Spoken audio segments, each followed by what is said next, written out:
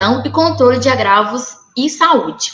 Bom, ela é especialista em saúde coletiva pelo FVJM e especialista também em educação para a área de saúde, enfermagem pelo FMG e farmacologia é atualizada nas seguintes áreas: perspectivas pela Universidade Federal de Lavras.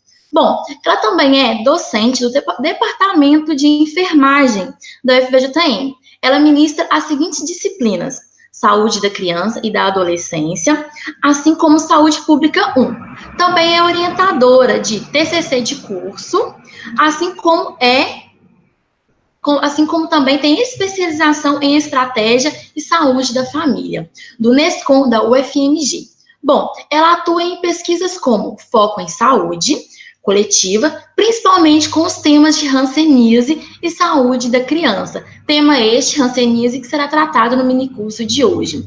Bom, gente, as informações a respeito do minicurso estarão escritas na bio do YouTube. Caso tenham alguma dúvida, podem mandar no nosso chat, que estaremos respondendo a todas as perguntas. No mais, desejo a vocês um excelente dia, um excelente aproveitamento e que vocês tirem o máximo de conhecimento possível. Estamos aqui para poder atender vocês e trazer o melhor de nós. A Jofar, Jornada Farmacêutica, deseja a vocês o melhor sempre. Estaremos aqui para vocês e por vocês. Em nome do Departamento de Farmácia da UFVJM. Um bom dia a todos e passo a palavra para a Gabriela, para dar início à palestra. Um bom dia. Bom dia a todos. Vocês me ouvem bem? Eu vou compartilhar aqui minha tela, só um instante.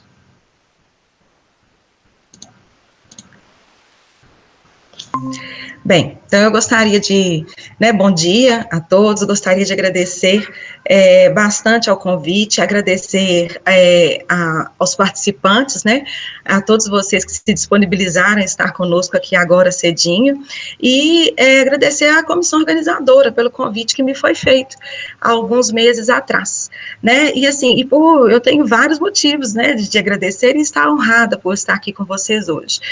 Primeiro, pelo evento mesmo, pela importância deste evento. Segundo, pelo que eu percebi, eu estou entre feras, pesquisadores da área de imunologia, que são feras e referências na área mesmo, e eu sou uma pesquisadora, que eu tenho que falar isso para vocês, como a Franciele já falou, eu sou enfermeira, professora do departamento de enfermagem, e sou pesquisadora da área de saúde coletiva, saúde e vigilância epidemiológica, faço estudos mais epidemiológicos. Eu não sou da área de imunologia, especificamente da área. A imuno surgiu durante o meu doutorado como um desafio, na minha pesquisa, e eu resolvi aceitar. Então, eu tenho certeza que muitos de vocês sabem até muito mais do que eu, em relação à imunologia, mas eu vou trazer um pouquinho aqui especificamente da hanseníase para vocês. E a minha visão é de um pesquisador, que transforma a ciência mais dura, a ciência mais básica, em políticas públicas de saúde, Então é interessante vocês terem essa visão também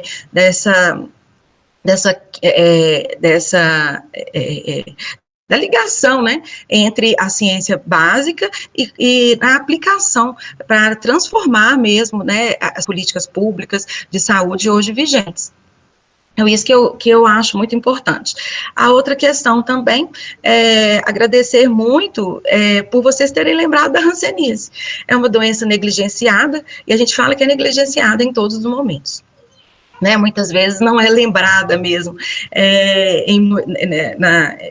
tanto pela ciência, quanto pela educação, então fico muito feliz de vocês terem lembrado do tema hanseníase, tá bom? Como eu já fui apresentada, só queria dizer que eu faço parte também do Núcleo de Estudos e Pesquisas em Hanseníase, o NEP-Hans, que é da UFMG, é liderado pelo professor Chico Lana. Então, vamos lá, vamos ver do que a gente está falando. Então, a hanseníase, gente, lembrando que a hanseníase é a lepra, é uma das doenças mais antigas relatadas, que a gente vê, na história, e apenas no Brasil ela tem o nome de hanseníase. Esse nome foi mudado numa tentativa de diminuir a carga da doença, porque é uma doença muito estigmatizante. A gente vê até na Bíblia, né, relatos dos leprosos. Então, são pessoas que viviam isoladas da sociedade. No Brasil houve essa modificação, mas no restante do mundo ela ainda é tratada como lepra. Então, é uma doença causada pelo Mycobacterium leprae, que é um bacilo intracelular obrigatório, e que causa uma infecção de curso crônico, tá? Uma infecção crônica, a gente vai discutir um pouquinho sobre isso daqui para frente. O diagnóstico é basicamente clínico, epidemiológico. Ainda não existe um exame confirmatório padrão ouro, né, para o diagnóstico de hanseníase. Ela também tem um alto poder incapacitante, ela pode causar deformidades físicas, incapacidades físicas. Por quê? É algo também que nós vamos discutir aqui, que está muito relacionado com a imunologia, que ela tem o bacilo tem uma predileção pelas células epiteliais e pelo sistema nervoso periférico, né? É o que leva à incapacidade física, o dano neural. Com isso, pode trazer muitos impactos econômicos, principalmente por ter uma alta incidência em pessoas que estão em idade economicamente ativa, e também isso reforça o estigma, né, da doença, porque, querendo ou não, traz um impacto estético, né, para a pessoa. E é um problema de saúde pública no Brasil. Vocês podem perguntar, por que a gente fala de hanseníase ainda? Eu achei até que essa doença já tinha acabado. A maior parte das pessoas nos perguntam sobre isso, mas não, ainda é um problema de saúde pública no Brasil. Nós não conseguimos alcançar a meta de eliminação da doença, tá, que foi proposta pela Organização Mundial de Saúde, e aqui eu vou falar um pouquinho disso para vocês. Aqui nós temos, vocês podem perceber, aqui esse painel dos casos da doença no ano de 2019. Então, de cara, a gente já percebe que é uma doença do hemisfério sul, né, e isso está muito relacionado com as condições socioeconômicas mesmo desses países, em alguns casos aqui, em alguns países da Europa, mas está bem relacionado com as condições socioeconômicas. Ela ainda ocorre em 150 países, mas nós temos 22 prioritários, né, que são esses mais escurinhos aqui. O Brasil é o segundo país em número de casos da doença. Aqui vocês percebem que a gente tem mais que 10 mil casos anuais da doença, e a gente só perde para a Índia, que é o primeiro país em número de casos, tá bom? Deixa eu ver se tem mais alguma coisa interessante aqui. Eu acho que é isso mesmo. E no nosso caso, também muito relacionado com a nossa desigualdade social, que é muito grande, né? Aqui é a situação do Brasil no ano de 2019. Então, nós temos esse primeiro quadro aqui, que em 2019 nós tínhamos mais de 31 mil registros, né, ativos de hanseníase, que aqui são os casos novos, mais as pessoas em tratamento, com uma prevalência de 1,5. Como eu falei para vocês, a meta de eliminação proposta pela Organização Mundial de Saúde é menos de um caso para cada 10 mil habitantes, e nós estamos com 1,5, né, para cada 10 mil habitantes, então nós somos classificados como médio, no parâmetro da Organização Mundial de Saúde, do Ministério. As regiões sul e sudeste, aqui, ó, vejam que elas estão abaixo, né, é como se a gente tivesse eliminado a doença nessas regiões. Entretanto, mesmo dentro dessas regiões que apresentam essa prevalência mais baixa, nós temos clusters, nós temos áreas que são endêmicas para a doença, e são áreas complicadas, assim, né? Eu vou falar um pouquinho aqui para vocês também, mesmo dentro dessas regiões onde mostra, né, uma taxa de eliminação, e outras contrastando com regiões bem altas, né, principalmente o centro-oeste, que é de 4,22. A taxa de detecção, em 2019, foram quase 28 mil casos novos da doença, então bastante, né? O Brasil é classificado como alto no parâmetro, e a taxa de detecção, ela é feita por um caso a cada 100 mil habitantes. E temos um outro indicador aqui, que é muito importante, que são os casos menores de 15 anos. Por que esse indicador é importante para a hanseníase? Por que a gente avalia os casos em menores de 15 anos? Nós vamos ver aqui, nós vamos ver aqui, né, daqui mais para frente, que a hanseníase, ela tem um percurso, ela tem um período de incubação muito longo, né?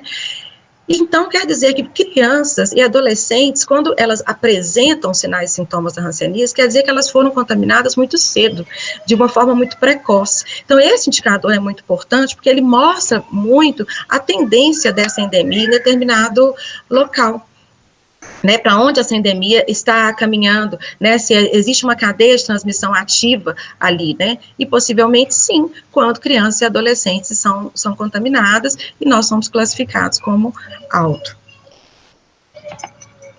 E aqui eu queria mostrar para vocês a situação de Diamantina, em relação à hanseníase. Então, nós percebemos aqui nessa série histórica, entre 2001 e 2019, que houve, né, de forma geral, uma queda no número de diagnósticos de casos, mas a gente ainda tem aqui alguns picos, em alguns anos, alguns diagnósticos, aumenta um pouco o número de diagnósticos, aqui em 2019 a gente teve bastante, mas isso vem se reduzindo, até zerar, né, a gente tem aqui 17, 18, 19, onde não foram diagnosticados nenhum caso. E aí a gente pergunta, nós eliminamos a hanseníase?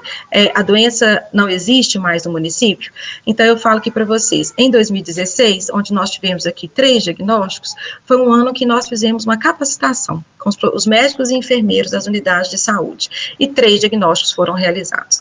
Então, a hanseníase ainda passa por esse problema, ela depende muito da capacidade operacional do serviço, do profissional que está apto a fazer o diagnóstico da doença, é aquele que realmente lembra mesmo, né, que a doença existe, que aquelas manchas, aquelas manifestações cutâneas e neurais podem ser hanseníase. E aí, depois disso, não foram feitos mais diagnósticos. Então, a gente sabe que existe uma cadeia de transmissão ativa, né, aqui no município. Se der tempo, eu vou mostrar para vocês aqui também um pouquinho dos meus dados, da minha pesquisa de doutorado, e mostra claramente, né, a existência dessa cadeia de transmissão ativa, quer dizer que nós temos muitas subnotificações no município. Então, falando um pouquinho sobre o agente etiológico, o Mycobacterium leprae, ele é um parasita celular obrigatório, isso a gente vai lembrar disso ao longo de toda essa apresentação, tá? E que tem afinidade por células cutâneas, né? Principalmente os macrófagos, né? Os estiócitos, né?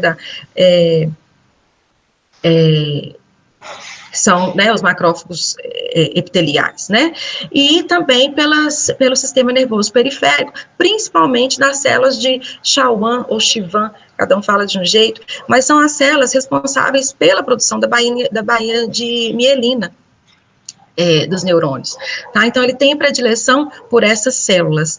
Ele tem uma multiplicação muito lenta, vejam que a bactéria, ela se multiplica a cada 15 dias, em média. É bastante lento, né, por se tratar de uma bactéria. Então, a gente fala que é uma doença que tem alta infectividade, né, ela pode infectar várias pessoas, mas ela tem uma baixa patogenicidade, em torno de 5 a 10% das pessoas que adoecem.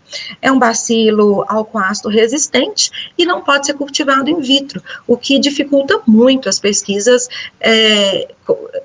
relacionadas ao bacilo, né. Então, nós temos aqui, nesta imagem, um bacilo íntegro, né, aqui bem coradinho, que é álcool-ácido resistente, um bacilo fragmentado, que ele já começa a ter umas fragmentações, e o granuloso, o fragmentado e o granuloso, eles já são considerados inviáveis, bacilos mortos. Mas isso não diminui a importância deles, eu vou falar um pouquinho daqui para frente também, tá? Nessa outra imagem, nós vemos aqui um nervo, né, bastante, uma disseminação grande de bacilos, e aqui, né, no detalhe, uma organização que é muito específica do Mycobacterium leprae, que é em globias. Eles se organizam, né, em comunidades, em globias.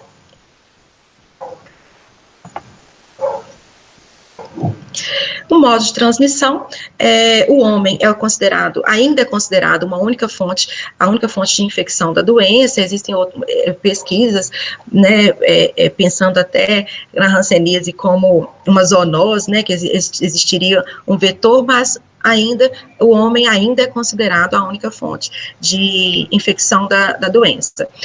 A transmissão se dá por uma pessoa doente não tratada. Nós vamos ver também aqui na classificação da doença que existem as formas, a forma não infectante e a forma infectante, né, que é a forma multibacilar.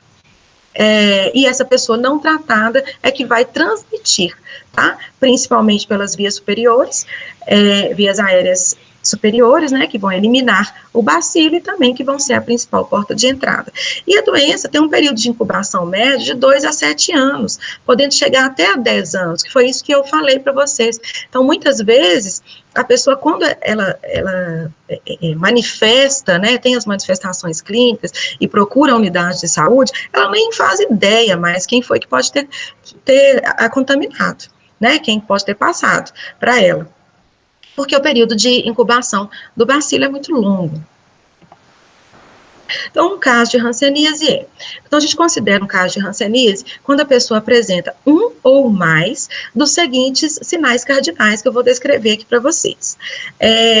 Primeiro, lesões ou áreas de pele com alteração de sensibilidade térmica e ou dolorosa e ou tátil, ou, isso aqui é muito importante, espessamento do nervo periférico, associado a alterações sensitivas e ou motoras e ou autonômicas, ou a presença de bacilos hemilepre na baciloscopia ou na biópsia, né? A baciloscopia e a biópsia, elas nem sempre são disponíveis, na verdade, na maioria das vezes elas não estão disponíveis, normalmente estão disponíveis em centros de referência. Aqui em Diamantina, a baciloscopia é realizada na regional de saúde, né, no laboratório de lá, e isso aqui é o que eu falei, a importância do OU, é porque podem acontecer casos em que são observados apenas lesões de pele, né, outros, existe uma classificação que a gente chama de neural pura, onde existe apenas o espessamento de nervo periférico, sem lesões de pele,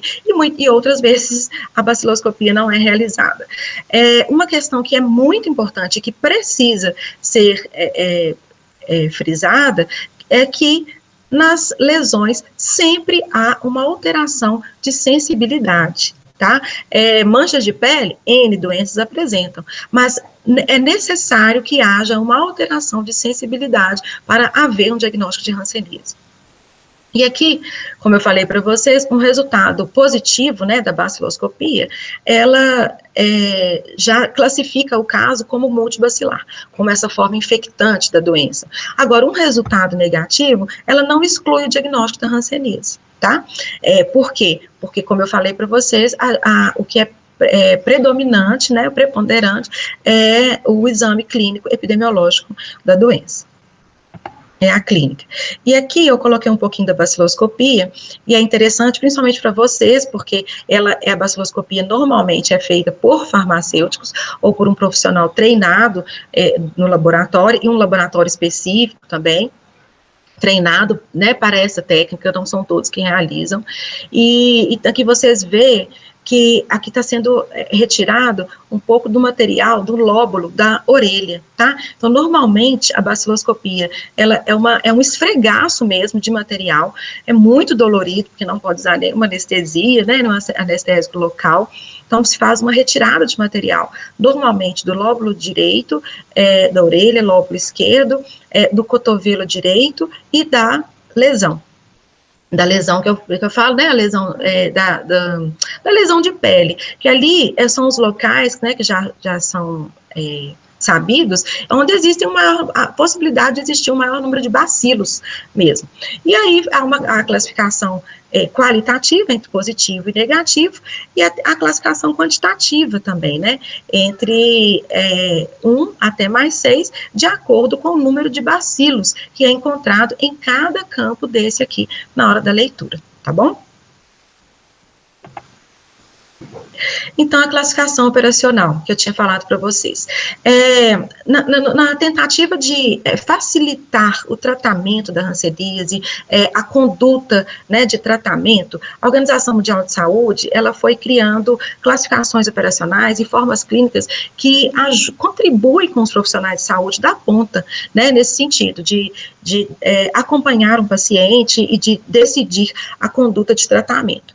Então, nós temos aqui duas classificações, né, pela classificação operacional, que é a paucibacilar, quando os casos de hanseníase têm até 5 lesões de pele, e os multibacilares, que têm mais de 5 lesões de pele. Ele leva basicamente em conta a quantidade de bacilos ali, né, que aquele paciente tem, e a quantidade de lesões, né, a manifestação dessa clínica desse bacilo, né, e aqui a gente chama os multibacilares, que é a forma infectante, que são os casos que já tem uma disseminação maior de bacilos no organismo. Então aqui, casos que apresentam mais de um nervo comprometido, desde que devidamente documentado, né, a perda ou a diminuição da sensibilidade naquele nervo, a unidade de referência, a unidade de saúde, ela vai tratar como multibacilar. Então, mesmo que seja um caso que tenha menos de 5 lesões de pele, mas que tenha mais de um nervo comprometido, é tratado como multibacilar, tá? Pela segurança mesmo, né, porque nós vamos ver que há diferença nos tratamentos, e como a gente já tem mais de um nervo acometido, o dano neural ali para aquela pessoa pode ser muito grande. Aqui, as formas clínicas, de acordo com a classificação de Madrid, né, como eu falei para vocês, veio da OMS para ajudar mesmo na conduta em relação a esse paciente. Então, dentro da classificação operacional paucibacilar, nós temos a forma indeterminada e a tuberculoide. Dentro da classificação multibacilar, nós temos a forma dimorfa e a forma virchoviana, tá? Vamos falar um pouquinho disso aqui para vocês. Então, a forma indeterminada, ela é a que todo paciente apresenta, né? Ela é o estágio inicial diante de uma infecção pelo Mycobacterium leprae. E aí, essa forma indeterminada, grande parte dos pacientes migram para a cura espontânea, né, a maior parte das pessoas apresentam aquela resistência e se curam de forma espontânea, ou pode-se realizar o tratamento.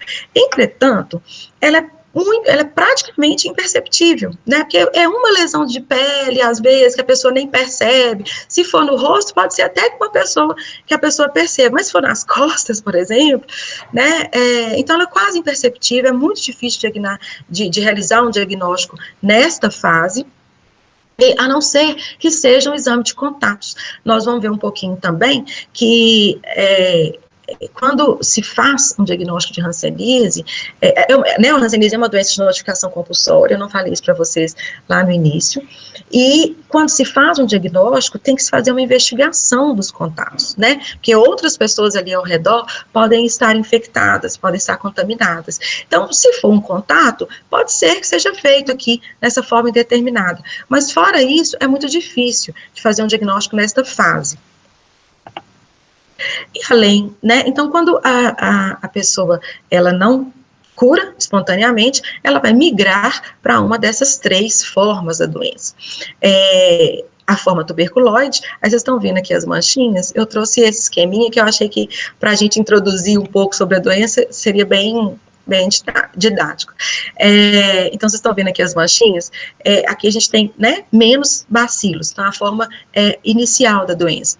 Quando um diagnóstico é realizado nesta forma aqui, é ótimo também. A gente fala que foi feito um diagnóstico precoce, né, em uma dessas 2 formas, principalmente na tuberculoide.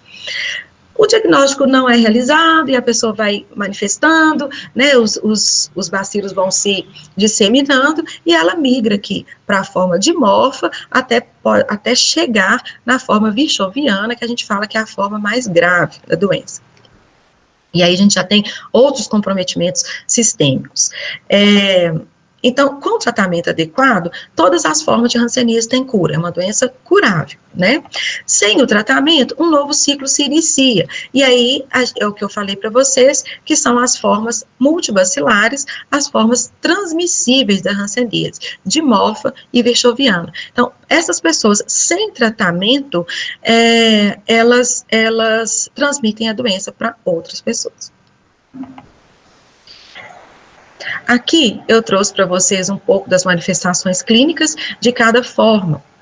Então, como eu falei, vejam aqui na manifestação da indeterminada, né? É uma manchinha única, clarinha, né? Ela não é uma mancha escura, não tem muita, pode ter uma perda de sensibilidade, ela tem uma perda de sensibilidade, mas ela não é totalmente anestésica, então talvez a pessoa nem perceba, né, que existe uma perda de sensibilidade ali naquele local, e confunde com outras doenças também, né?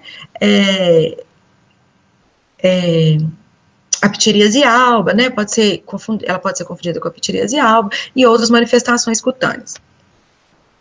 Aqui é a manifestação tuberculoide. Então, vejam que aqui já existe uma placa, uma manchinha mais bem delimitada, né? Aqui existe uma borda mais bem delimitada, e essa mancha já tem uma perda maior de sensibilidade, ou ela é até mesmo anestésica, né? Ela já perdeu completamente a sensibilidade dela.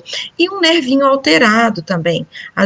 Muitas vezes o paciente ali na forma clínica tuberculose, já tem um nervo alterado, e a gente percebe aqui, né, um nervo mediano aqui já alteradinho, e uma coisa muito interessante que está nessa, para mim aqui agora, né, por causa da minha luminosidade, eu não estou enxergando a mancha, mas tem uma mancha grande aqui, talvez vocês enxerguem melhor do que eu, mas tem uma mancha aqui nesse local, que né, sem sensibilidade. E uma coisa muito interessante é que aqui houve uma lesão, uma ulceração, uma ferida, né, que já está resolvida, mas houve uma ferida nesse local, que é uma lesão secundária.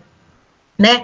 Então, o que acontece? Quando a pessoa perde a sensibilidade de determinado local, ela começa a se machucar, ela começa a se queimar, e ela não sente. Muitos pacientes, eles relatam isso, que procurou unidade de saúde porque tem uma mancha que não sente dor, não sente o calor. Então, muitas vezes a pessoa está cozinhando e queima e fala, tem uma queimadura aqui, mas eu não estou sentindo. Né? E aí leva a lesões secundárias. Quando o paciente vai ver, ele já tem uma ferida no braço, que ele nem percebeu, não sentiu dor, tá? Então isso é muito importante, esse relato, né, do paciente de se queimar, se machucar e não sentir dor, é muito importante. Pacientes que começam a ter lesões neurais nos membros inferiores muito grandes, eles andam e perdem o chinelo, né? O chinelo fica para trás, não percebi, quando vai ver, né, e pisam, né, em pedra, pisam, eu já atendi um paciente que pisou em um prego, o prego entrou no pé dela, ela não percebeu, tá? Só percebeu o prego, mas ela não sentiu dor. Aqui, a manifestação, a forma clínica dimorfa, ela já tem manifestações tanto cutâneas quanto neurais maiores, né, são lesões maiores, lesões mais ativas, que a gente fala, já tem aqui, a gente vê nervos mais espessados, né, que é um nervo fibular bem espessadinho, possivelmente essa pessoa tem dor aqui nessa região, a mancha é grande, veja que ela, né, é maior, e também tem uma perda de sensibilidade importante. Pode ser perda total ou, né, só uma redução. E aqui, mostrando várias manchas nessas costas, então tem uma manifestação maior. E a virchoviana né, a forma clínica mais grave, ela nem manifesta-se tanto por manchas, a pele já nem fica tão manchada mais, mas é uma pele seca, sem pelo, né, uma pele mais atrófica, muito avermelhada, como essa imagem aqui, que eu estou mostrando para vocês. E uma coisa muito interessante é que esse paciente ele já passa a ter uma face, né, que é clássica, né, que é a face leonina, essa face muito infiltrada, que a gente percebe aqui vários nódulos, né, que a gente chama de rancenomas, as infiltrações aqui na sobrancelha, começa a perder cílios, né, o pelo dos cílios, das sobrancelhas, o pelo dos cílios começam a cair também, tem um alargamento aqui da base do nariz, né, pelo próprio comprometimento aqui da cartilagem. Então, ela tem essa face leonina. Aqui, essa pessoa já perdeu completamente as sobrancelhas, né. E aqui, os nódulos que eu falei, que tem um pouquinho de nódulo aqui nesse rosto, mas aqui eles são maiores, os rancenomas, eles não coçam, eles não doem, mas às vezes eles podem se ulcerar, tá? Transformar em feridinhas. E aqui tá lotado de bacilo, nessa lesão tá lotada, tá bom?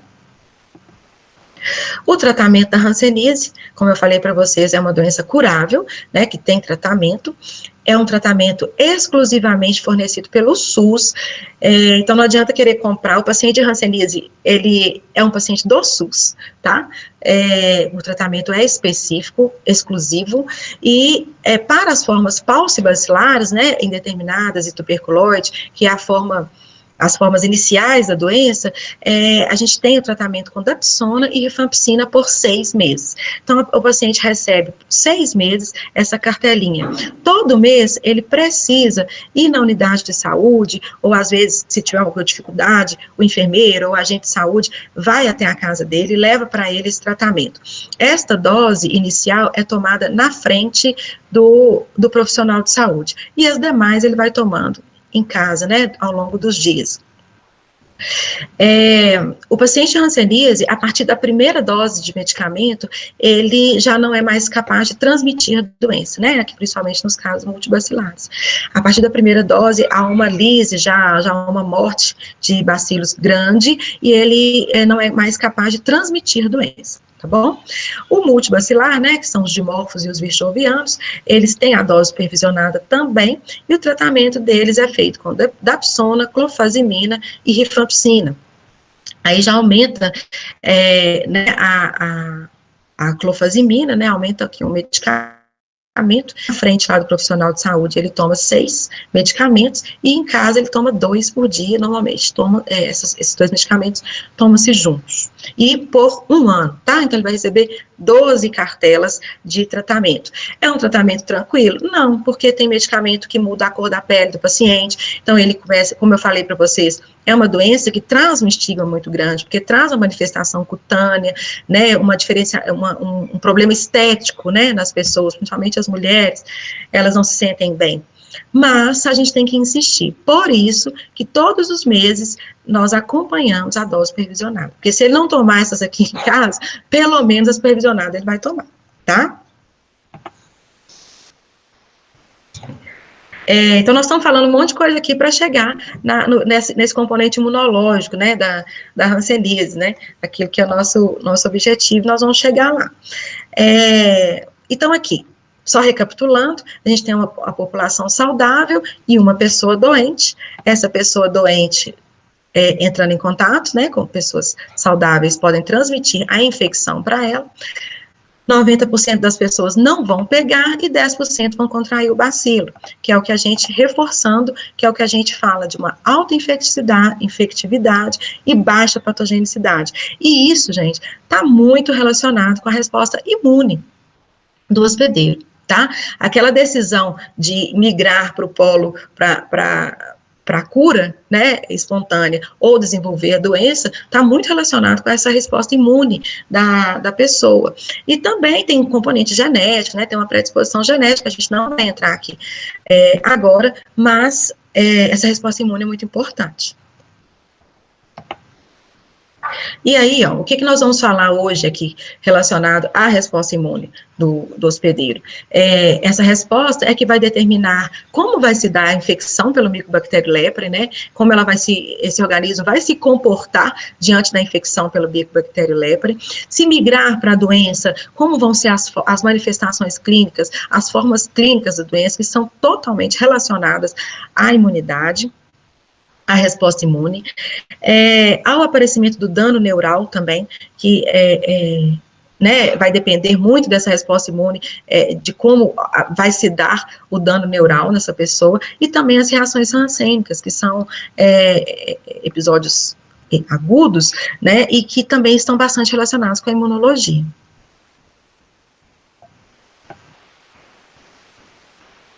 E aí, só trazendo aqui um pouquinho para vocês, e vocês lembram lá, né, que eu falei daquela classificação operacional e da classificação de Madrid, que foram criadas para contribuir com os profissionais de saúde na conduta, né, de um paciente. Entretanto, a classificação de Ridley e Joplin é a classificação que é mais utilizada tanto para pesquisas quanto nos centros de referência, porque ela leva em consideração a resposta imune, né, leva em consideração a resposta imune mesmo desse indivíduo, né? Então, e ela se divide nos polos estáveis, né? Que é o polo tuberculoide, que eu já falei lá, que está relacionado com a outra classificação, que é a forma inicial. O polo virchoviano também, que é um outro polo estável, também relacionado à classificação lá de Madrid, né? Da forma clínica virchoviana. Entretanto, é estável, mas é a forma mais grave, né, da doença, e a gente tem esse espectro aqui, ó, dimorfo, que lá na classificação de Madrid é só dimorfo, mas aqui a gente tem 3 classificações para ele, que também pode se chamar de borderline, tá? Eu vou já falar isso, porque em alguns momentos eu vou falar dimorfo, em outros momentos eu vou falar borderline, mas que ele ora tem características do polo estável TT, ora tem características do polo estável VV, tá? Então, esse paciente de hanseníase, que é diagnosticado dentro desse espectro dimorfo, ele pode ser classificado como DT, né, dimorfo tuberculoide, dimorfo ou dimorfo virchoviano. Vai depender muito das manifestações clínicas que ele vai apresentar. Tá? Essa classificação, como eu falei para vocês, ela só é utilizada para pesquisa e dentro do centro de referência, porque ela é realmente mais complicada, exige um exame muito minucioso, exige uma decisão clínica, né, muito apurada, muito minuciosa, porque a notícia aqui que eu tenho para vocês, a maior parte dos pacientes encontra-se na forma de morfa, tá? Então, não é tão fácil diagnosticar hanseníase assim, é um pouco difícil, exige um treinamento, tá bom? Então, a maior parte dos pacientes estão aqui, ora, eles estão do lado tuberculoide, ora estão do lado virchoviano, e o mesmo paciente pode estar, né, dependendo da resposta imune dele, ora de um lado, ora do outro, o mesmo paciente, ainda tem esse detalhe. Então, quando a gente tem aqui a exposição ao micobactéria lepre, como eu falei para vocês, existem aquelas pessoas que têm a resistência natural, tá? E por N motivos, né, elas não vão desenvolver a doença, e existem aquelas que vão caminhar para a doença, tá? Aqui no polo tuberculoide, no início, a gente tem uma resposta imune celular muito mais efetiva, tá? Ela é a resposta imune, ela é celular, ela é mais alta, tá bom? A gente tem uma resposta no nível, né, TH1, que é mais alta, tá bom? E uma pequena carga celular. E a gente fala que é o polo de resistência ao bacilo, tá bom? O polo de suscetibilidade já é o polo virchoviano, porque existe uma alta carga celular, a resposta imune é humoral, né, aqui é o TH2, né, mediada por anticorpos, e ela não é tão efetiva, tá? A gente vai ver um pouquinho dessa resposta imune desses 2 polos aqui da hanseníase. Então, aqui a gente já tem uma suscetibilidade maior ao bacilo, já há uma disseminação maior.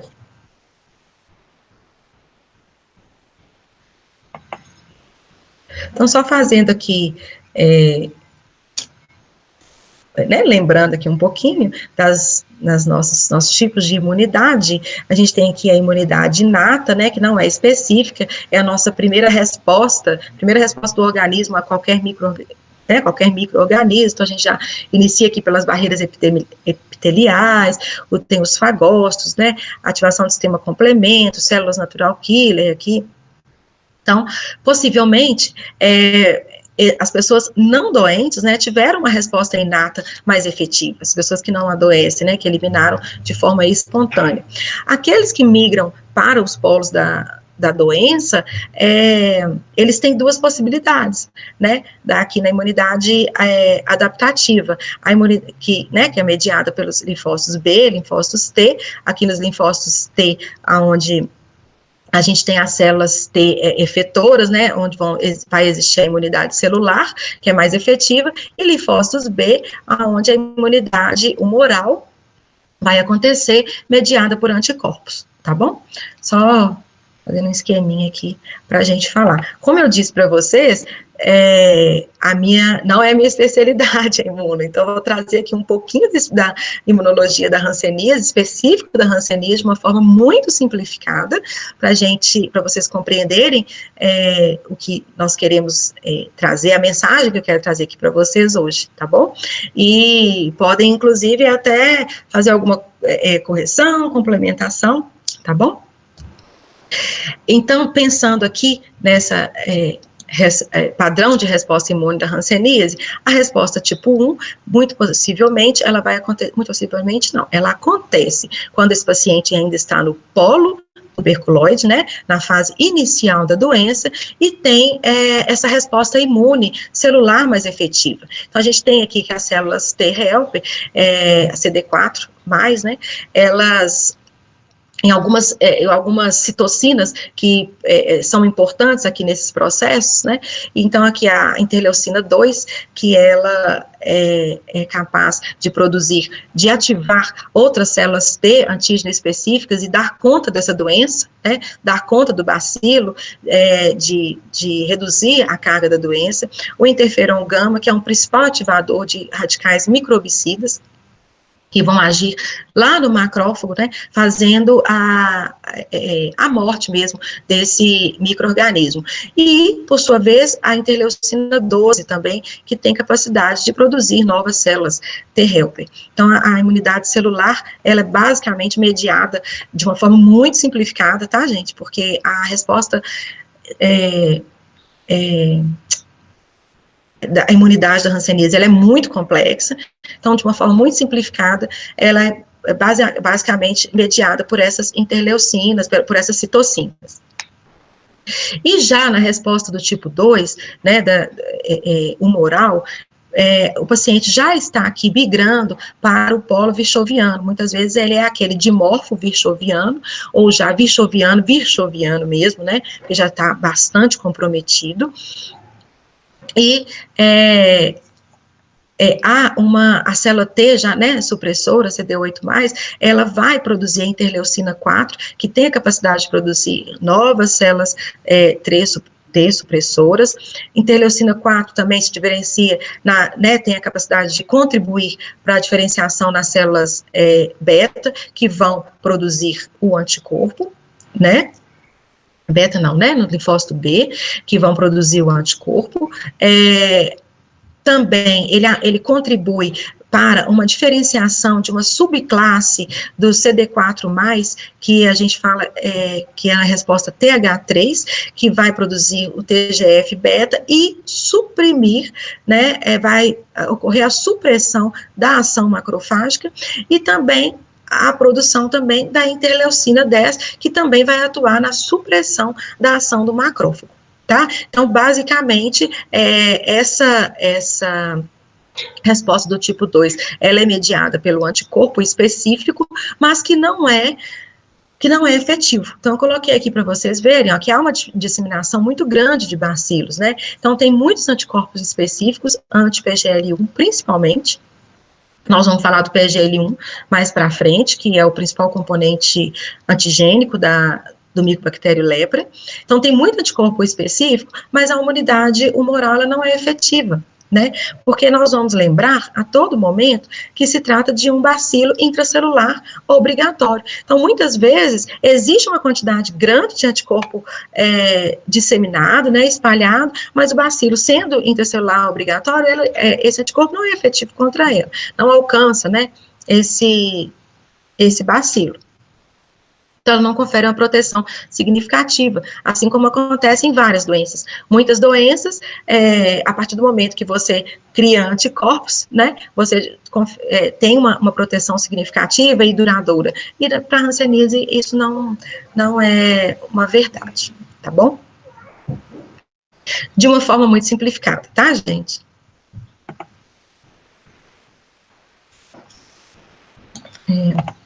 Ok.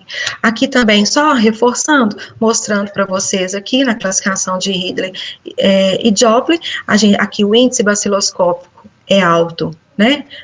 Aqui é o índice baciloscópico alto, aqui no polo lepromatoso, tá? LL, e que vai diminuindo, né? Aqui no polo dimorfo lepromatoso, ou borderline lepromatoso, também ele ainda é alto, o índice baciloscópico, né, a quantidade de bacilos ainda é alta e vai diminuindo até chegar no polo tuberculoide, onde tem uma quantidade de bacilos bem pequena. Ao contrário disso, nós temos aqui no polo tuberculoide a imunidade celular alta, né, que é a imunidade que ainda está dando conta do bacilo, na eliminação mesmo, né, na morte bacilar. Né, que é alta aqui, ao contrário do polo lepromatoso, onde a imunidade celular é quase inexistente.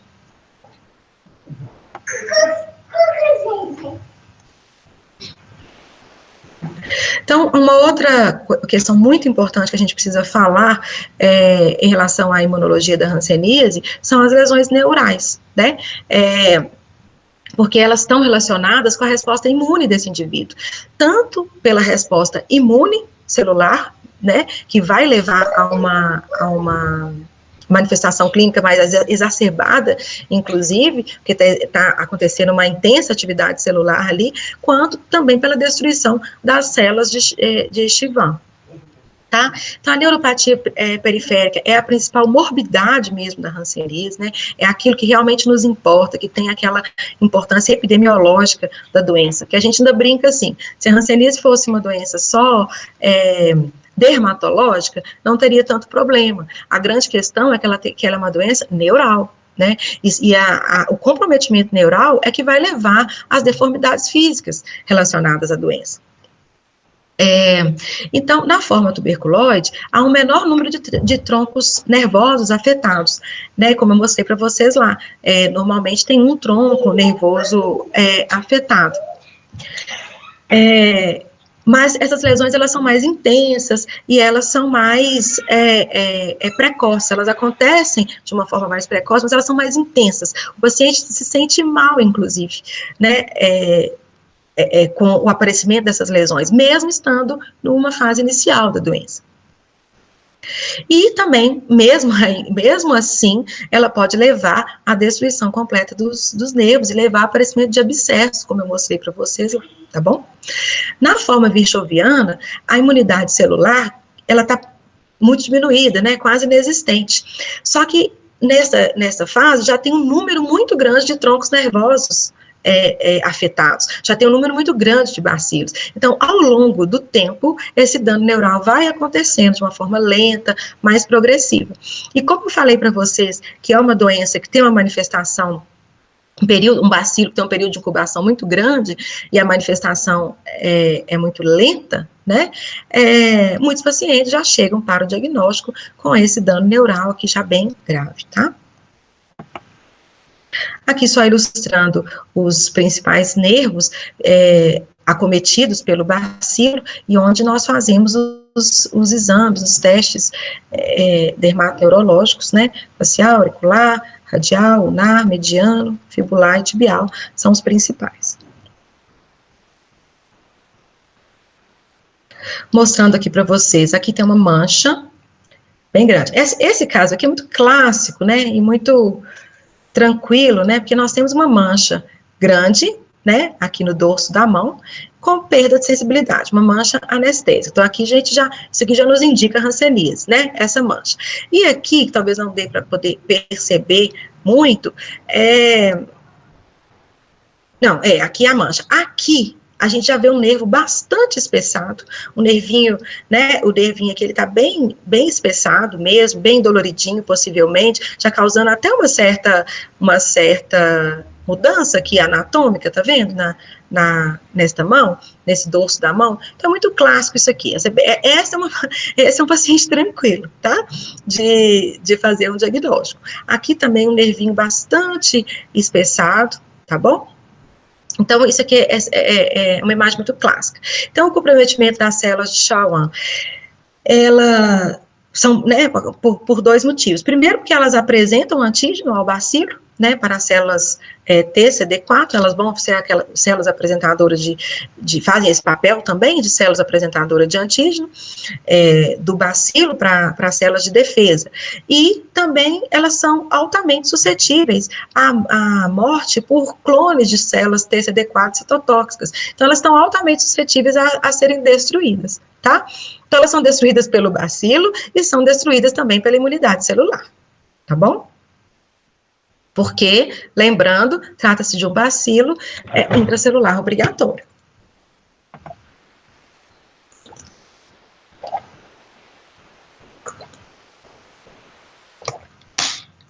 O outro episódio importante que eu falei para vocês, que não é incomum, né, na hanseníase, e precisa ser muito bem observado, são as reações hansênicas ou os episódios reacionais. Esses são fenômenos imunológicos mesmo, eles estão totalmente mediados pela resposta imune do indivíduo. E são episódios inflamatórios agudos, podem ser localizados, podem ser sistêmicos, e eles vão acontecer antes, durante ou após o tratamento da doença. Então, por que isso acontece, né? E aqui é bem interessante. Muitas vezes, principalmente, né, quando o paciente está ali na forma tuberculoide, ou na forma dimorfa tuberculoide, ela começa a apresentar já essa imunidade celular, né, bastante efetiva, e aí inicia-se com reações. Então, ela pode iniciar antes do tratamento e durante. Muitos pacientes iniciam o tratamento de hanseníase e acham que pioraram. Voltam para nós, né, para os profissionais de saúde, e falam, olha, eu não vou tratar mais, porque eu estou piorando.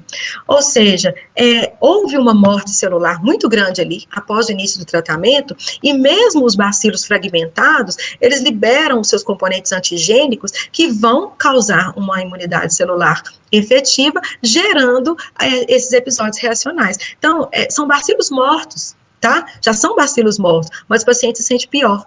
Após o tratamento também pode ocorrer. A gente chama também de resto bacilar, né? São bacilos mortos que podem levar a essa ativação do sistema imune, tá bom?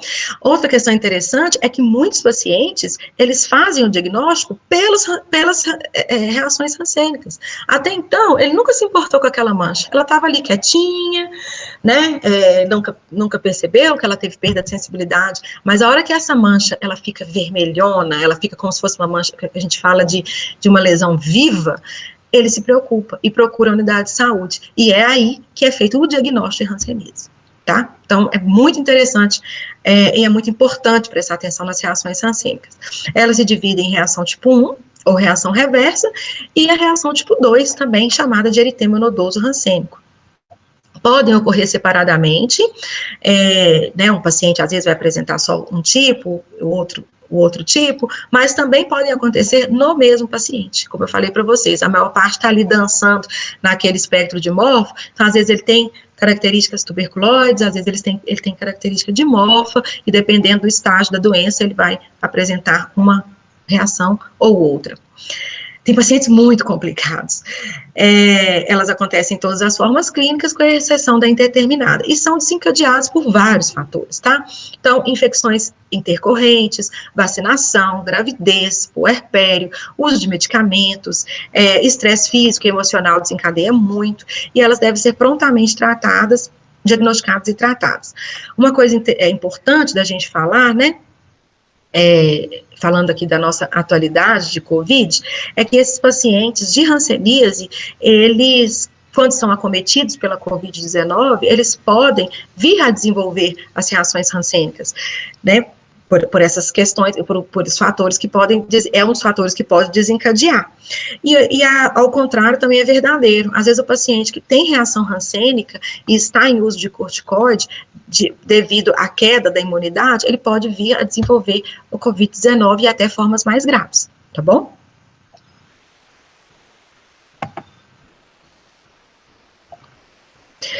Eu esqueci, só fazendo aqui uma observação importante, nesse período de Covid-19, o Brasil está em falta de tratamento de hanseníase, está faltando medicamento. Houve uma queda na produção, que não é brasileira, e então esses pacientes ainda estão passando por isso, tá? O risco da Covid-19 e sem tratamento da hanseníase, muita gente tem meses que não está tratando.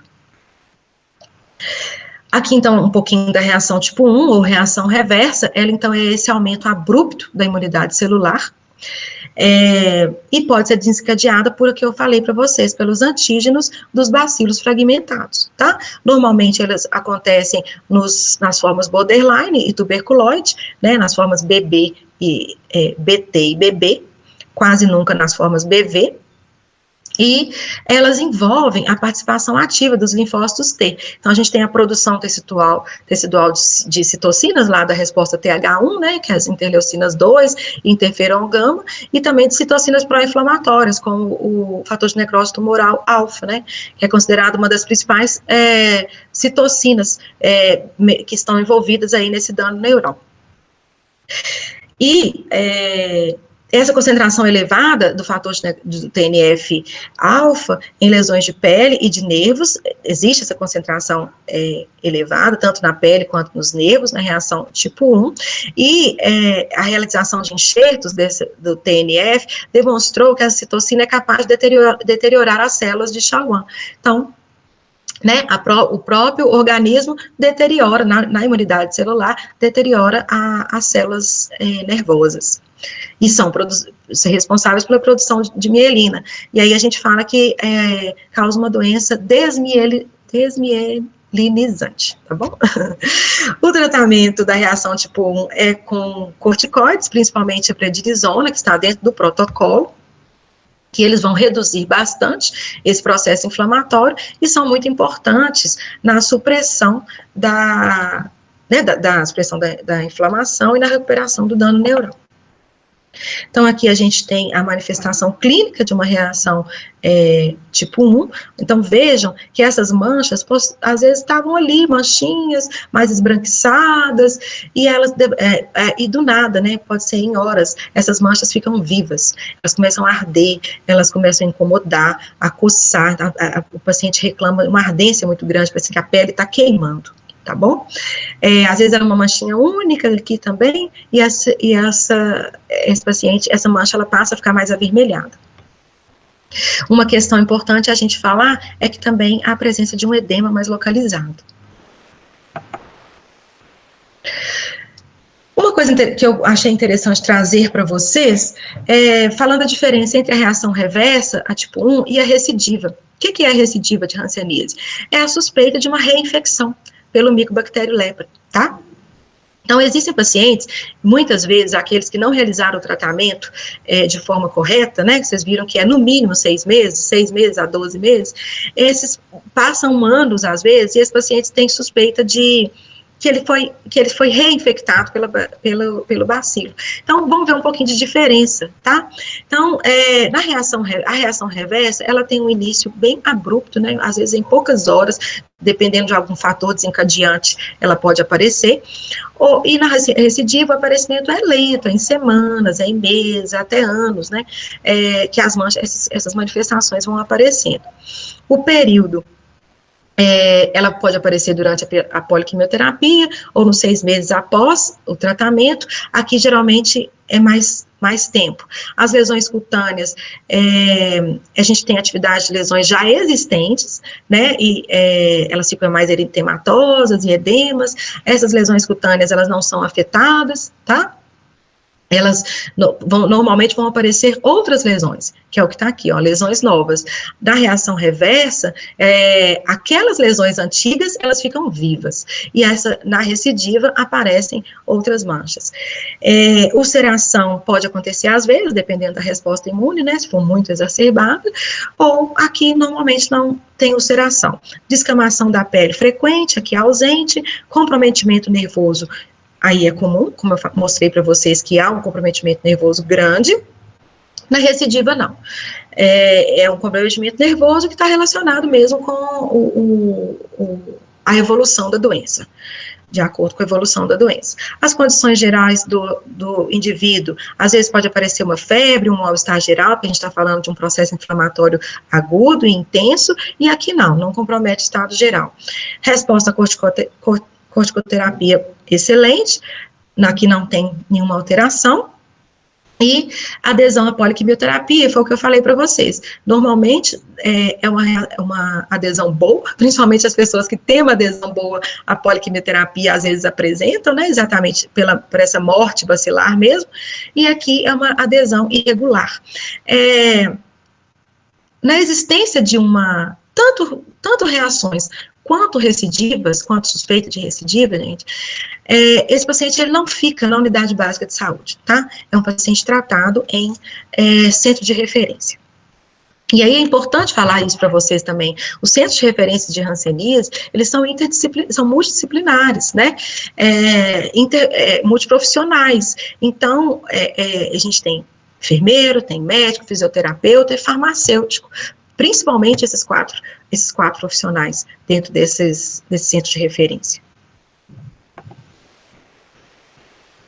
A reação do tipo 2, ou eritema nodoso rancênico, ela é mais complexa, ela é bastante complexa, inclusive, e está mais relacionada com uma inflamação inflamatória mais sistêmica. Vocês viram que na tipo 1, ela é mais localizada naquelas lesões, né, naquele nervo afetado, naquela mancha, e aqui já tem uma reação inflamatória mais sistêmica, tá?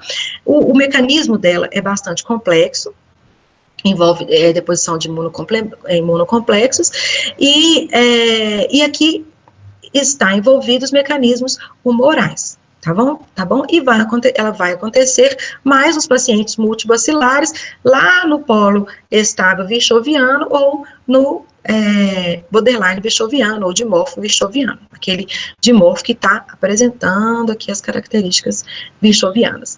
Então, tem altas concentrações também, né, como lá na reação reversa, alta concentração de TNF-alfa, a infiltração de neutrófilos, ativação de complemento e comprometimento de vários órgãos. Então, a gente já fala aqui de um comprometimento sistêmico, tá? Ela é grave, tá, gente? A imunopatogênese do eritema nodoso é complexo, como eu já falei para vocês, e está mediado, né, altos níveis circulantes de interleucina 1 e TNF-alfa, paralelamente ao aumento tecidual de interleucina 6, 8 e 10, tá bom? Indicando essa resposta TH2, né, porque são interleucinas relacionadas à resposta TH2. E o tratamento, ele normalmente é feito com drogas inibidoras de TNF-alfa, como a talidomida. A droga de escolha, né, que está dentro do tratamento, dentro do protocolo de tratamento, é a talidomida.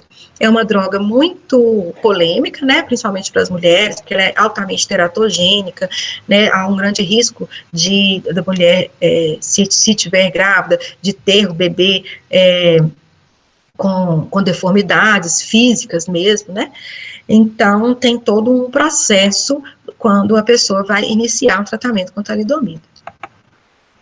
E aí, a manifestação clínica que apresenta não é tanto manchas, mas apresenta mais pápulas, nódulos, que os que a gente chama de rancenomas, né? Aqueles rancenomas que estão presentes lá na forma vichoviana, elas vão ficando, eles aparecem mais, as manchas, aqui tem uns nódulos, umas manchas mais escuras, a gente não é aquela mancha viva, como acontece principalmente nas manchas da reação tipo 1.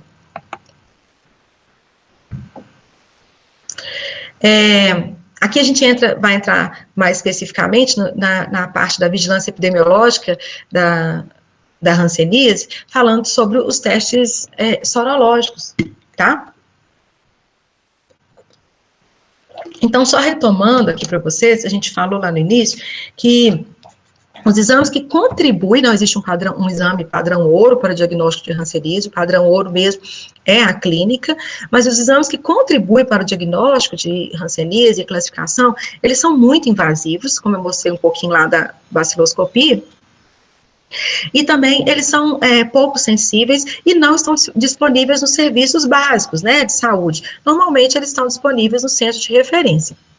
E principalmente nas regiões mais pobres, tá? Então, a ciência, ela vem trabalhando na formulação de biomarcadores, de marcadores sorológicos, que sejam testes sorológicos rápidos, simples, que possam ajudar bastante esse profissional lá da ponta, né? Para que ele não dependa exatamente da clínica do paciente, que vocês viram que não é fácil. E aqui eu nem trouxe para vocês o exame físico que é realizado para a gente conseguir chegar no diagnóstico de hanseníase, tá bom?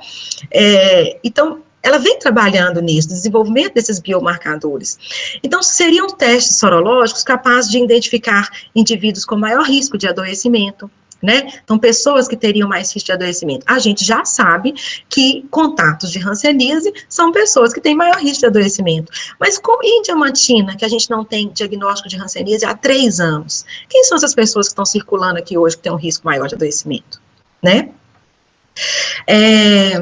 Realizar um diagnóstico precoce da doença, diagnóstico lá naquelas formas tuberculose, até mesmo indeterminada, né? Um diagnóstico mais precoce, com menos danos neurais, sem incapacidade física, tá bom? E reduzir a cadeia de transmissão da doença, tá bom? Se a gente tem uma circulação de bacilo, né, como eu mostrei para vocês, claro, 10% das pessoas vão adoecer, mas são 10% se a gente pensar em 1.000 pessoas, a gente tem 100 pessoas que podem vir a adoecer e desenvolver danos neurais e incapacidades físicas. Então, aqui a importância, né, da vigilância epidemiológica. Esses testes, eles são muito importantes para a vigilância epidemiológica da doença.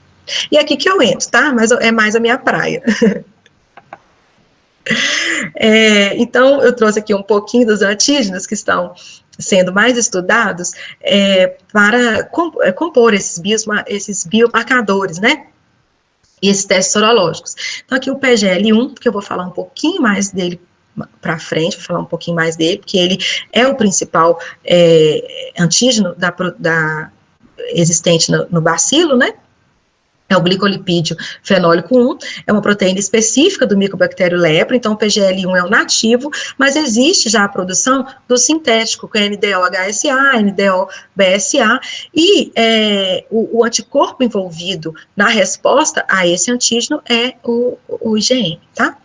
O LID1 é uma junção de proteínas recombinantes também do Mycobacterium leprae, então ela é produzida, é um antígeno produzido pela junção dessas proteínas recombinantes, ML0405, ML2331, específico, do Mycobacterium leprae. E o anticorpo envolvido na resposta ao LID1 é o IgG, tá bom? E o NDO-LID é um antígeno produzido, que é a combinação do LID1, tá? E da porção não, né? Do PGL1 sintético, que é o NDO, que eu mostrei aqui para vocês também. E aí, a gente já tem, a gente já pode ter uma resposta, tanto de IgM quanto de IgG, contra o NDO-LID, né? Porque a gente tem uma junção desses dois antígenos, né? O PGL1 e o LID, tá bom? Então, esses anticorpos, eles estão principalmente presentes em pacientes com hanseníase do polo lepromatoso, tá? Do polo vichoviano. Então, aqueles pacientes que têm muitos bacilos, esses sim têm uma produção de anticorpos grande, como eu mostrei para vocês lá, né? A resposta humoral, TH2. Entretanto, pessoas que foram expostas ao bacilo, que estão sendo expostas frequentemente ao bacilo e que não têm nenhuma manifestação clínica, também já apresentam algum anticorpo, tá? Contra, principalmente o IgM, contra o PGL1, principalmente ele. E aí a gente fala que há a presença de uma infecção subclínica do Mycobacterium leprae, e isso é muito interessante, a gente conseguir descobrir esses pacientes ainda em fase de infecção subclínica. Estou mostrando aqui para vocês o glicolipídio fenólico 1, PGL1, que é o principal glicolipídio antigênico do bacilo. Aqui está, né, a molécula dele aqui, para vocês verem, e o principal determinante antigênico do PGL1 é a última parte, di e trisacarídeo da molécula. Então, esse componente antigênico, né, ele foi combinado, sintetizado e conjugado à albumina de soro bovino, BSA, ou soro humano, que a gente tem aqui o HSA, isso pode ser diretamente ou por meio de diferentes ligantes, como os radicais octil e fenol. Então, surgiram, né, aqui as moléculas de antígenos, várias moléculas de antígenos, mas principalmente que são hoje utilizadas na pesquisa, NDO-BSA, NTP-BNCA e NDO-HSA, tá? São antígenos sintéticos originários do PGL1, que é o natural. Então, a produção desses semissintéticos, ela é muito importante, porque ela aumenta a capacidade de produção de antígeno, tá, pelos laboratórios, e também a utilização nas pesquisas epidemiológicas. Por enquanto, gente, os testes sorológicos ainda estão na pesquisa, né, no campo das pesquisas, no campo mais acadêmico, mas a nossa busca, né, é que eles possam ser utilizados pelos profissionais da ponta, em algum momento, tipo os testes rápidos que a gente tem de HIV, né, de hepatite, sífilis, a nossa busca é essa. E essa triagem sorológica, ela é muito importante no acompanhamento dos contatos de pacientes, como eu falei para vocês. Então, se a gente tem o exame dos contatos daqueles pacientes, eles já foram identificados, se você consegue conseguir medir anticorpos desse paciente, já é um indicativo de que ele pode ter uma infecção subclínica, né, pelo micobactério ali. E também para decisão de vacinação de BCG. A BCG eu não tinha falado para vocês anteriormente, mas ela é aquela vacina, né, que a gente toma quando nasce, tem a marquinha aí no braço de todo mundo. E ela confere uma imunidade contra a tuberculose, mas como se trata de micobactério também, ela confere alguma imunidade contra a hanseníase também. Então, quando você identifica um contato de hanseníase, se existe uma indicação de administrar uma dose de BCG. Se ele tem só aquela marquinha de nascença, ele toma uma dose. Se ele já tem 2 doses, como eu, por exemplo, porque antigamente fazia-se BCG ao nascer e aos 10 anos. Então, eu fui vacinada aos 10 anos também. Então, não existe necessidade de revacinação. E se ele não tem nenhuma marquinha, né, de BCG, faça a dose de BCG, tá bom? Então, até para essa decisão é importante, porque existe uma discussão muito grande de dizer assim, olha, ok, a gente faz um exame dermatológico, esse paciente não tem nada, né, fisicamente, não tem nenhuma manifestação clínica, mas aí vacina com BCG, pode ter uma reação e exacerbar existe um micobactéria ali, né, sem nenhuma manifestação, e exacerbar essa manifestação clínica? Pode. Então, se você já tem anticorpo, isso ajuda, se você consegue definir anticorpo, isso ajuda na decisão de administrar ou não BCG, tá bom? E também na detecção precoce de casos, tá? Diminuindo aí as incapacidades físicas.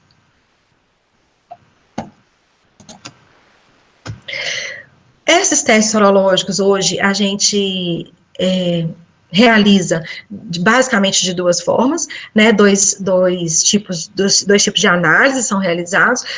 Uma delas é a ELISA, que eu acredito que é conhecido, né, pela maior parte de vocês. Acho que para vocês isso é muito tranquilo, é muito comum, para mim não. Durante o doutorado eu tive que ralar um pouquinho no laboratório para aprender, né, mas para vocês é muito tranquilo, né. No ELISA, normalmente é utilizado sangue total, uma coleta de sangue total, né, desse paciente ou dessa pessoa que se quer investigar, e esse sangue é centrifugado, aí separa-se o soro, né, e congela, né, a gente deixa congelado esse soro até a hora da realização do teste. E tem uma questão, gente, que é um protocolo manual, não existe um kit tá? Para a realização desse teste. Os kits já não vêm pronto. Foi padronizado por cientistas mesmo, né, pesquisadores lá de Seattle, de algumas universidades brasileiras também, padronizou esse protocolo de realização do ELISA. Normalmente é utilizado o antígeno sintético NDO-HSA. Esse antígeno sintético, eu falei que ele é produzido, mas assim, em mais larga escala, mas se não me engano, a gente também não tem produção dele aqui. Na minha pesquisa mesmo, a gente conseguiu vindo do IDRI, né, que é um instituto de Seattle. E aqui está só um diagrama de como que é uma plaquinha de ELISA. Então, aqui a gente vai colocando, a gente sensibiliza a placa com o antígeno e depois vai colocando as amostras de soro, né? Tem todo um processo, né? Como eu falei para vocês, é um protocolo que foi padronizado, então tem várias fases, mas de forma muito simples, é isso. E aqui a gente coloca os controles, aquelas pessoas que são sabidamente positivas, né, para hanseníase, que tem anticorpos contra a hanseníase. Essa aqui são 3 controles negativos, aquelas pessoas que são sabidamente negativas, que não têm anticorpo para hanseníase, e aqui 2 postos em branco. Eles são feitos em duplicata, então, em cada coluna aqui, a gente usa 2 pocinhos para cada pessoa. Aqui é uma imagem de uma placa da minha pesquisa, né, que é o controle positivo, ele fica bem mais corado, e aqui tem uns outros positivos aqui em cima também, tá bom? A vantagem do ELISA é que ele tem uma ampla disponibilidade de equipamentos, porque são equipamentos já comuns de laboratório, vocês devem saber disso, então é uma técnica, né, praticamente universal. Agora, é uma técnica bastante laboriosa, né, como eu falei para vocês, é um passo a passo muito grande, tem várias etapas de se realizar, e tem algumas limitações devido a diferenças no preparo dos antígenos, na concentração de antígeno, porque às vezes tem alguma diferença de uma universidade para outra, nessa padronização de protocolo, os procedimentos de lavagem, né, diluição de soro, substrato e tal. Então, por ser um protocolo que foi padronizado por pesquisadores, pode ter alguma diferença entre um e outro aí, tá bom? Mas é super bacana. A outra forma de se fazer é o teste MLflu, que é um teste rápido, né, de fluxo lateral. Aqui vocês vão ver, aqui é a fitinha dele, ó. Lembrem do teste rápido de HIV, vocês já devem ter visto, de hepatite B, de sífilis, que hoje em dia é até feito lá no posto de saúde. Então, esse teste, ele é composto aqui por uma tira de nitrocelulose, que é composta com um reagente de detecção feito de fibra de lã, que tem o anticorpo IgM marcado com ouro coloidal. E do outro lado, essa tem a tira de absorção aqui da amostra, né, que vai de sangue junto com o reagente. Então, tem aqui essa tira de absorção, essa aqui é a tira de nitrocelulose, é onde vai acontecer mesmo aqui a reação. Então, na linha de teste, é colocado um antígeno, né, o BSA, aqui, pode ser o BSA ou HSA, né, é colocado aqui na fita de teste, que é utilizado como antígeno, e na fita de controle tem o IgM, né, humano, que é colocado aqui, né, paralelamente à fita de teste. Então, você coloca aqui o sangue, né, a gente faz uma punção no dedo da pessoa, uma furadinha no dedo da pessoa, e com o capilar, a gente coleta um pouquinho desse sangue e coloca aqui nessa tira. E pinga o reagente ali também naquela região. Quando é negativo, quando a pessoa não tem o anticorpo específico para este antígeno que já está aqui, vai aparecer apenas, vai acontecer a reação, né, desse reagente com o controle vai aparecer. Tá bom? A fita de controle vai aparecer. É igual o teste de gravidez também, né? E quando o paciente tem, né, a pessoa tem o anticorpo, vai reagir aqui com o antígeno do teste e vai aparecer a linha de teste, tá bom? O ELISA, gente, ele capta mais, tá? Mas o MLflow, ele é mais interessante, porque ele é rápido, ele é simples, né, de ser realizado, então depende muito do objetivo da pesquisa, né, da pesquisa ou do objetivo epidemiológico. Se for para administrar, se for para fazer um número muito grande de pessoas, uma amostra muito grande, o MLflow é muito bacana, tá bom? Aqui é um resultado nosso, né, que nós fizemos. Aqui a gente percebe que nós classificamos, porque ele tem uma classificação também qualitativa e quantitativa. A qualitativa é o MLflow positivo ou negativo, né, ou a quantitativa que vai de +1 até +4. E aqui a gente classificou como 3, que vocês vejam que a linha de, aqui no caso é a linha de controle, tá? A linha de controle aqui, então vocês vejam que a linha de teste, ela ficou um pouquinho mais clara, então foi classificado como 3. E esse resultado aqui, nós tivemos, esse exame foi realizado em Moçambique, um tempo que nós fomos para lá e ficamos fazendo um trabalho bem bacana com pacientes e contatos de hanseníase. Lá, né, como a gente tem a doença muito menos controlada, a região que nós fomos, a hanseníase é um problema muito grave de saúde pública, a gente encontra esses MLflow 3 e 4, bem fortinho, né, aqui na minha pesquisa em Diamantina, eu estava encontrando né, com poucos anticorpos, às vezes 2. Mas positivo, né? Então, essa soropositividade na população geral, ela tem uma distribuição unimodal. O que significa isso? Né, quer dizer que não há um ponto de corte entre a população saudável e os pacientes. Então, esses testes que eu mostrei para vocês, né, os testes serológicos, não dá para a gente falar assim, olha, essa pessoa aqui, ela é saudável, mas ela tem anticorpo, esse aqui é doente, mas ele tem anticorpo. Não tem um ponto de corte, né, para a gente definir se é doença ou se é paciente, que vai definir isso aí é basicamente a clínica mesmo. Então, para a gente aqui, ó, discernir o que é uma infecção subclínica de uma doença, que vai falar isso é a clínica. Então, dessa forma, os testes sorológicos baseados na detecção de anticorpos IgM contra o PGL-1, eles não podem ser usados como uma ferramenta única, tá? Para o diagnóstico de hanseníase, para screening de população, na detecção de casos. Então, são ferramentas auxiliares, tá bom? Eu vou falar aqui rapidamente para vocês um pouquinho do que foi a minha pesquisa, vou mostrar para vocês os dados que nós encontramos com os testes sorológicos em Diamantina, bem rapidinho, tá bom? Que eu acho importante para a gente ilustrar, e eu acho que é por causa disso que eu estou aqui também hoje, né? Então, a minha pesquisa, ela teve como nome prevalência de infecção pelo micobactério lepra em Diamantina, Minas Gerais, uso de marcadores sorológicos e análise espacial. Então, aqui eu ainda combinei duas técnicas, os testes sorológicos e a análise espacial, que é o geoprocessamento, que também é uma coisa bem interessante, tá?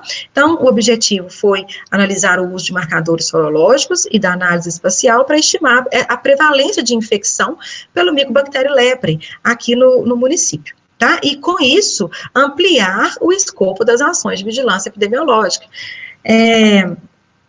Aconteceu aqui em Diamantina, nos setores censitários urbanos, aqui está Diamantina, aqui aconteceu nos setores censitários urbanos, tá bom? Diamantina tem 69 setores censitários, eu fiz nessa porção aqui. Eu utilizei 3 populações. A minha primeira população foram os casos e contatos de hanseníase, que foi aqui meu ponto de partida, tá? E aí eu trabalhei com 42 casos que eu encontrei, eu fiz teste sorológico neles, e também 42 casos que eu encontrei e 81 contatos foram entrevistados. Neles também eu fiz o exame e fiz o teste sorológico, tá bom? Posteriormente, eu fui para as escolas e fiz o teste sorológico aí, em 363 escolares. E depois, quando eu tive resultados dessa população de casos e contatos e dos escolares, eu fui para a população 3, que foi composta pelos familiares e vizinhos dos escolares que foram soropositivos nessa fase aqui, né, que tiveram a sorologia positiva nesta fase, que foram, no caso, 32, e para os vizinhos dos casos, também, dos casos de hanseníase, tá? Que residiam num raio de 100 metros. Essas pessoas tinham que residir num raio de 100 metros dessas outras que eu já tinha identificado nas etapas 1 e 2, na minha pesquisa. E, como essa população aqui, ó, no caso, foi composta por 1.491 pessoas, eu fiz já aqui o MLFLU. Nessas anteriores, eu fiz o ELISA, foram menos pessoas, né? Foi aqui, no caso, 42 casos, 81 contatos e 358 escolares. Então, aqui a gente fez ELISA. Aqui, como a gente ia fazer um screening populacional, um inquérito populacional maior, eu já utilizei o MLFLU.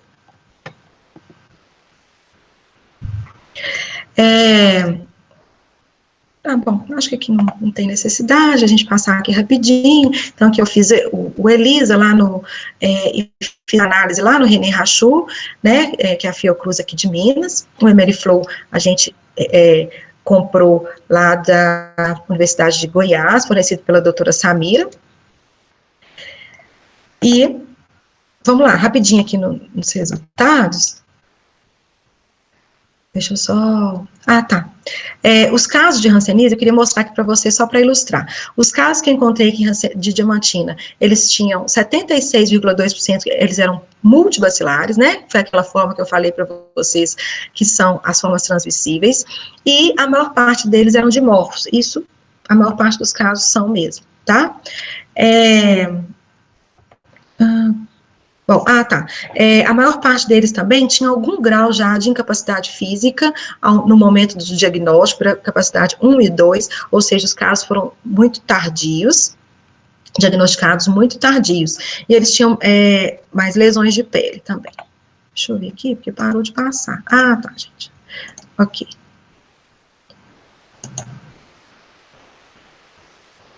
Então, esses casos também foi ignorado... Em 50% foi ignorado a presença de reações rancênicas, né, gente? Isso está lá na ficha de notificação deles. E como eu falei para vocês, é muito importante, as reações rancênicas são muito importantes. E em 69,1% deles, a baciloscopia também tinha sido ignorada. E ela não foi realizada em 14%. Apenas 16% foi realizada a baciloscopia, o que não é obrigatório, como eu falei também.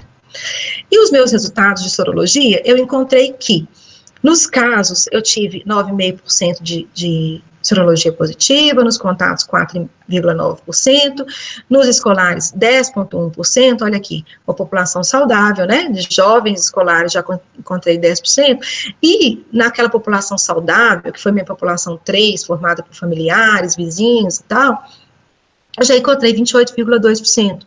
Então, vocês vão falar assim comigo, nossa, mas você encontrou mais anticorpo na população saudável do que naqueles que foram tratados de hanseníase?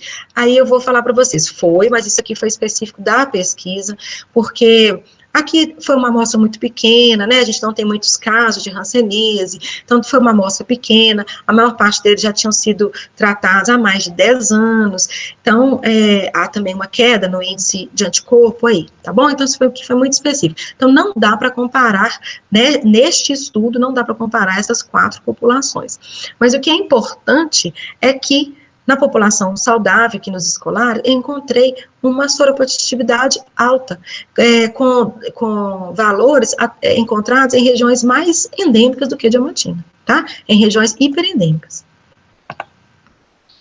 Então, só rapidamente aqui para vocês, a sorologia dos casos, ela foi encontrada praticamente naqueles que moram na zona rural. Peraí, gente...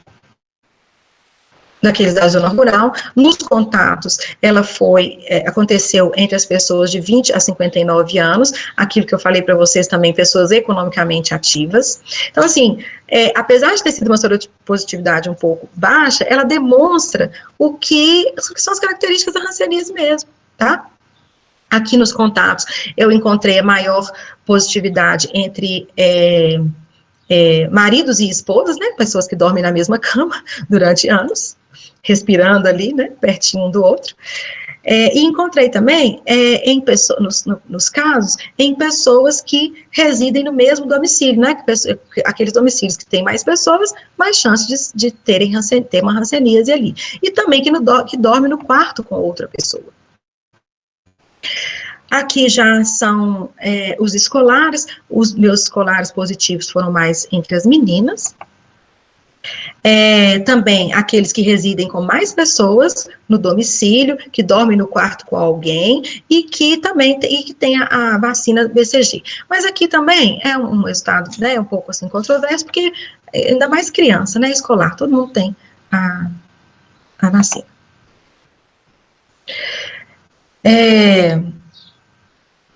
Aqui já é da população geral, dos 1.491 participantes, da população 3, né, que eu falei para vocês, que aí nós temos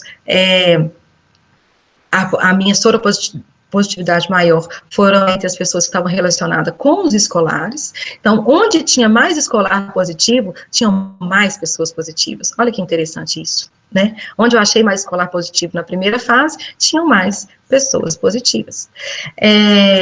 Sem escolaridade, né? Aqui também um resultado um pouco mais controverso, que foi entre os viúvos, né, a gente pensou como explicar isso daí, não tem muita explicação, mas aqui, com renda em torno de um salário mínimo, a renda dessas pessoas já eram bastante baixas, em torno de um salário mínimo mesmo.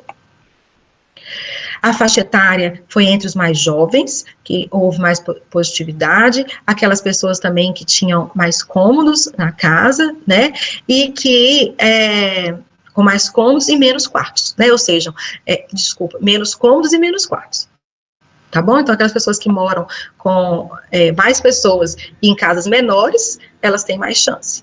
E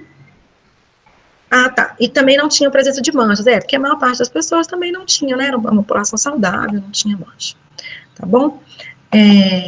Isso aqui não precisa mostrar, e aqui só mostrando rapidamente também, é que no município, eu descobri, né, no município que a gente não tem caso há muito tempo, eu descobri, aqui é a análise espacial, tá? Como que ela é ilustrativa. Eu descobri que tem áreas hiperendêmicas para hanseníase, perto de áreas que são silenciosas, né, nos branquinhos aqui, onde não tem nenhum caso.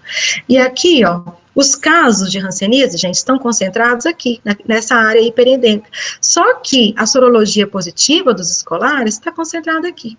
Aqui é o bairro Rio Grande, aqui é o bairro da Palha, tá? Daqui de quem conhece Diamantina, sabe que eu estou falando de bairros aqui opostos na cidade. Então, a positividade se concentrou aqui, e a doença se concentrou aqui. Tem algumas explicações, né, como aqui tinha uma equipe que tinha médico, enfermeiro, que adorava fazer diagnóstico de hanseníase, aqui tem 2 unidades de saúde, aqui tem uma, aqui estava faltando agente comunitário de saúde, mas o fato é que elas se concentraram em locais diferentes. Aqui é só um detalhe também, né, onde tem mais estudantes positivos. Aqui também mostrando para vocês essa concentração, né, na população total, dos 1.491, a positividade da população total também ficou mais aqui do que aqui, tá? Então, aqui a gente tem a área hiperendêmica para hanseníase, mas a soropositividade se concentrou perto dos escolares soropositivos. E quando a gente faz a comparação só entre os 2 bairros, né, a gente tira, que aqui vocês estão vendo, que a gente tem positivos espalhados na cidade toda, tá? Tem positivo espalhado na cidade toda. Mas quando a gente compara só essas 2 áreas, a soropositividade permanece aqui, tá? Então, aqui é o problema. Aqui a gente tem uma cadeia de transmissão mais ativa do que aqui. Entenderam a importância de fazer o teste sorológico e, além de tudo, demonstrar espacialmente? Então, aqui nós temos que intervir mais. Não significa que não vamos intervir no restante do município, mas aqui a gente tem um problema de saúde pública a ser resolvido. Terminando, temos ainda alguns desafios, né, na conduta da hanseníase. Então, a vigilância epidemiológica, ela pede, né, que sejam feitos diagnósticos precoces e tratamentos oportunos. Como eu mostrei para vocês, a maior parte dos diagnósticos são feitos tardiamente e já com alguma incapacidade física. Outro desafio persistente é o grande número de pacientes com cura documentada bacteriologicamente, mas que apresentam deficiências físicas perceptíveis, né, afetando sua vida econômica, emocional e social. Independentemente da idade, o risco de agravamento da incapacidade física após a alta da terapia, né, após 6 meses ou 12 meses, é de pelo menos mais 30% ao longo de 10 anos. Então, esse paciente não é um paciente que some, né, das nossas vistas na unidade de saúde. Mesmo após a alta da conduta terapêutica, a gente precisa avaliar se ele vai ter reações rancênicas que podem levar às incapacidades físicas. Perspectivas. Aqui algumas perspectivas, né, que a gente tem visto a ciência trabalhando, né, que está caminhando para esse lado. Então, os modelos de previsão de transmissão do micobactério lepra, eles sugerem que a detecção de casos precisa ser aumentada, tá? A gente precisa aumentar a detecção de casos para reduzir a carga da doença, né? Ou seja, a gente aumenta a detecção para fazer investigação, para fazer tratamento, e aí reduzir a transmissão da doença, tá? Grupos mais vulneráveis, como os contatos de casos índices, incluindo os contatos domésticos, vizinhos, sociais, cujo risco depende da proximidade e duração do contato, do tipo de transmissão e da relação sanguínea. Então, aumentar esses grupos vulneráveis para os domésticos, vizinhos e sociais, não só os domésticos, mas os vizinhos e sociais também, dependendo bastante da duração e da proximidade desse contato, tá bom? E também do tipo de hanseníase que o paciente índice vai apresentar. Outras perspectivas, qualificação da equipe, isso é muito importante, né, principalmente aqui, ó, na realização da baciloscopia e de outros exames histopatológicos. Outra questão é o tratamento, né, com a poliquimioterapia uniforme, a gente chama de PQT, e agora eles estão querendo trazer essa sigla, o MDT, que seria dar o tratamento com as 3 drogas para todos os pacientes. Isso ainda é polêmico, isso ainda está no campo das pesquisas, mas eles estão querendo fazer desta forma as 3 drogas para tanto pulse como multi. O que vai fazer a diferença é o número de doses. Para pulse, 6 doses e para multi, 12 doses.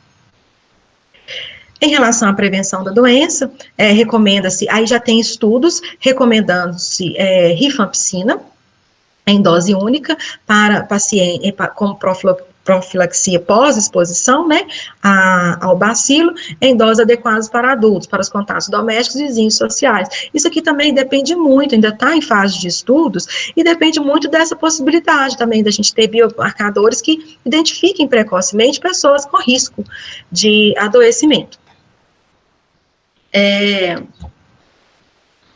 Outra questão é validar e introduzir testes sorológicos com combinação, né, ali que eu falei para vocês, de anti-PGL1, e principalmente, né, o NDO-LID, como eu falei, em campo, né, para apoiar o diagnóstico. E uma notícia aqui, já existe uma vacina em fase 1, lá no IDRI, né, que é o instituto lá de Seattle, que eu falei para vocês, nos Estados Unidos, já existe a Lepvax, que já está em teste de fase 1, e que vão começar outros testes em breve. Então, essa é uma perspectiva interessante, né, relacionada à imunologia da hanseníase, bom? Eu só coloquei aqui uma imagem do plano de enfrentamento nacional da hanseníase, 2019-2022, a visão é um Brasil sem hanseníase, o objetivo é reduzir a carga da doença no país, e traz aqui algumas metas, como reduzir o número de crianças com grau 2 de incapacidade, reduzir a taxa de casos novos com grau 2 de incapacidade, e ter todos os estados canais de registro, né, de práticas discriminatórias, são pessoas que ainda sofrem discriminação, né, pela sociedade e pelos próprios familiares. E fechando com a imagem do Janeiro Roxo, ainda foi uma coincidência muito grande, né, o evento acontecer e eu ser convidada para falar de hanseníase exatamente no Janeiro Roxo, que é o mês de conscientização sobre a hanseníase. Tá bom? Muito obrigada novamente a todos. Aqui tem o meu contato, se quiserem mandar e-mail com perguntas, parcerias, tá bom? E muito obrigada a todos.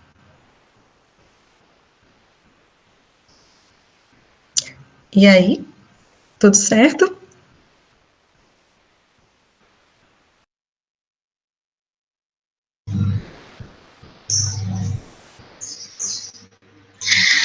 Bom dia a todos. A princípio, gostaria de agradecer a todos pela participação, estarem presentes no mini curso em plena férias. Eu sei que é para quem realmente quer adquirir conhecimento e agregá-lo. Bom, agradeço a todos. Daremos continuidade após a palestra da Gabriela, né, que assim que encerrada, a de Albenar. Fiquem atentos. A palavra-chave já foi disponibilizada. Caso tenham alguma dúvida, podem mandar no chat. E o formulário será a qualquer momento liberado. Fiquem atentos para a próxima palestra. Gostaria de agradecer a todos e muito obrigada, Gabriela, pela sua palestra. Ficamos muito gratos e felizes com sua participação. Tenhamos um bom dia e uma próxima palestra com muito conhecimento.